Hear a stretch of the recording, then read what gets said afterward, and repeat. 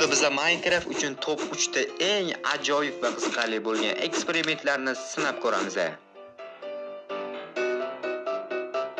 Okey, unda bizning birinchi eksperimentimiz bitta piksel deb nomlanadigan ajoyib eksperiment. Shunchaki bizga bir nechta sandiq va bir chelak suv bo'lsa bo'ldi. Minecraft o'yinining o'zining alohida bitta fizikasi bor. Hozir biz bitta piksel orqali omon qolamiz. Ya'ni tepadan bitta pikselga tushish orqali omon qolishimiz mumkin. Birinchi o'rinda suvni quyib olamiz va mana shu suv yetib kelgan joygacha sandiqlarni qo'yishda davom etamiz. Uje sandiqlarni qo'yib bo'ldim. Ana endi tepadan o'zimni survivalda tashlasam, mana shuga omon qolishim kerak.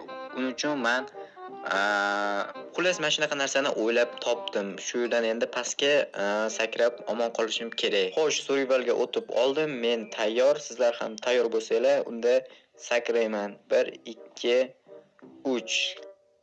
Vashshi omadli bo'laman-da, shu sandiqning ustiga tushganimni qaranglar. Mayli, biz taslim bo'lmaymiz. Kelinglar, shu yerdan sakrabmasa bu hisob bo'ladi. Opa. Aha, demak rostdan jonimizga ketmaydi.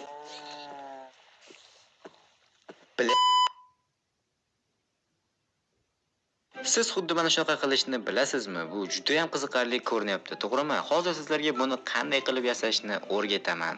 Birinchi o'rinda 4 burchak, ya'ni kvadrat shaklda 4 ta blokni qazib olasiz va mana shu yerdan bu yoqqa qarab taxminan 5 ta yoki 6 ta blok surasiz. Xuddi shu ko'rinishda 4 tomonni ham 5 ta blokdan surib chiqasiz.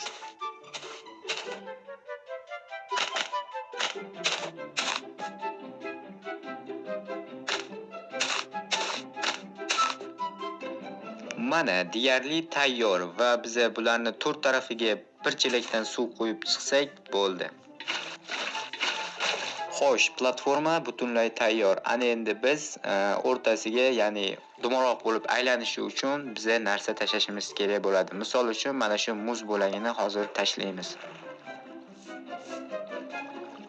Bechara muz bo'lagi zerikib qolmasin deb oldiga bir ikkita narsalarni ham tashlashga qaror qildim. Misol uchun mana bu bosh kiyimlar va aslahalar, mana bu kiyimlarni tashlasam, yana ham rang-barang va chiroyli bo'lishi mumkin. Mana judayam qiziqarli va chiroyli bir tomondan. Menimcha bu eksperiment sizlarga ham yoqdi. Maslahat beraman sinab ko'rishinglarni. Unda keyingi eksperimentga o'tamiz.